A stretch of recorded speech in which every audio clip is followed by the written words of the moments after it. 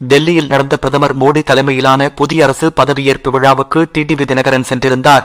அங்கு பாரதிய ஜனதா மூத்த தலைவர்களை டிடிவி தினகரன் சந்தித்து பேசியதாகவும், அப்போது எடப்பாடி பழனிசாமிக்கு எதிரான நெடுஞ்சாலை டெண்டர் முறைகேடு புகார், அவரது உறவினருக்கு எதிராக பெங்களூரில் நடக்கும் வழக்கு விசாரணையை துரிதப்படுத்த நடவடிக்கை எடுக்க வேண்டுமென வலியுறுத்தியதாக தகவல் வெளியாகியுள்ளது.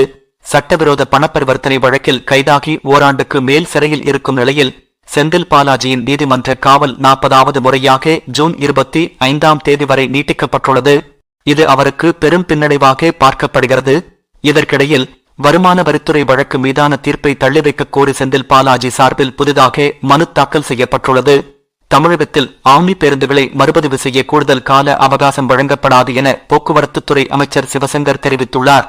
இதுகுறித்து பிபிசி செய்தி ஊடகத்தின் கேள்விக்கு பதிலளித்த அவர், 5 மாதங்களுக்கு முன்பே ஆம்னி பேருந்து உரிமையாளர்களிடம் இதுகுறித்து தெரிவித்துவிட்டதாகவும், இருமுறை தமிழகத்தில் பதிவு செய்யும் நடைமுறையை தாமதப்படுத்த வேண்டாம் என அறிவுறுத்தியதாகவும் கூறியுள்ளார். காங்கிரஸ் மூத்த தலைவர் ராகுல் காந்தியின் பிறந்த நாளை முன்னிட்டு இன்று நாடு முழுவதும் அக்கட்சியினர் பொதுமக்களுக்கு நலத்திட்ட உதவிகளை செய்து வருகின்றனர்.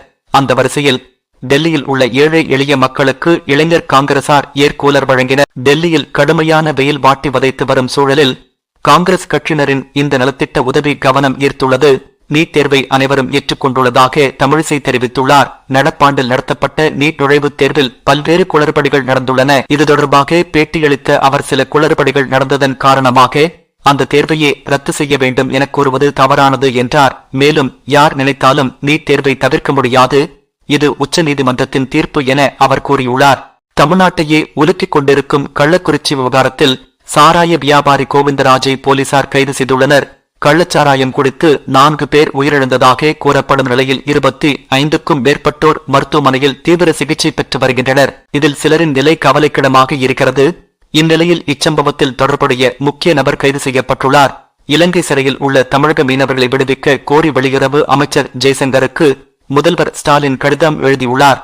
இலங்கை கடற்படையால் இதுவரை 15 மீனவர்கள், 162 விசைப்படகுகள் சிறைப்பிடிக்கப்பட்டுள்ள நிலையில் அவர்களை உடனே மீட்க வலியுறுத்தியுள்ளார். இலங்கை வசம் கச்சத்தீவு சென்றதில் இருந்து எல்லை தாண்டி மீன்பிடித்ததாக தமிழக மீனவர்களை இலங்கை கடற்படை சிறைப்பிடிப்பது வாடிக்கையாகியுள்ளது. டெல்லி முதல்வர் கெஜ்ரிவாலின் நீதிமன்ற காவலை ஜூலை 3ஆம் தேதி வரை நீட்டித்து டெல்லி ரோஸ் அவென்யூ நீதிமன்றம் உத்தரவிட்டுள்ளது. மதுபான கொள்கை முறைகேடு வழக்கில் திஹார் சிறையில் அடைக்கப்பட்டிருக்கும் கெஜ்ரிவாலிடம் விரிவான விசாரணை நடத்துவதற்காக அவரது காவலை நீட்டிக்க வருமான வரித்துறை கோரிக்கை வைத்தது. இதை ஏற்றுக்கொண்ட நீதிமன்றம் கெஜ்ரிவாலின் காவலை நீட்டித்து வழக்கை ஒத்திவைத்தது.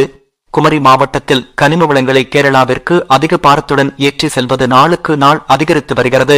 இந்நிலையில் இன்று நாகர்கோயில் நெல்லை தேசிய நெடுஞ்சாலையில் குமாரபுரம் சோதனை சாவடியில் போலீசார் சோதனையில் அதிக பாரம் ஏற்றி வந்த 6 டாரஸ் லாரிகள் பறிமுதல் செய்யப்பட்டது. இதுகுறித்து ஆரல் வாய்மொழி போலீசார் வழக்கு பதிவு செய்து விசாரணை மேற்கொண்டுள்ளனர். கள்ளக்குறிச்சி மாவட்டத்தில் கள்ளச்சாராயம் குடித்ததால் 4 பேர் உயிரிழந்ததாக கூறப்படும் நிலையில் அமைச்சர் மா சுப்பிரமணியம் அங்கு நேரில் சென்று ஆய்வு நடத்தவுள்ளார். தமிழகத்தையே அதிர்ச்சிக்குள்ளாக்கிய இந்த விவகாரத்தில் 30க்கும் மேற்பட்டோர் அரசு மருத்துவமனையில் சிகிச்சைக்காக அனுமதிக்கப்பட்டுள்ளனர். இதனிடையே கள்ளச்சாராயம் விற்பனை செய்ததாக கோவிந்தராஜ் என்பவரை போலீசார் கைது செய்தனர்.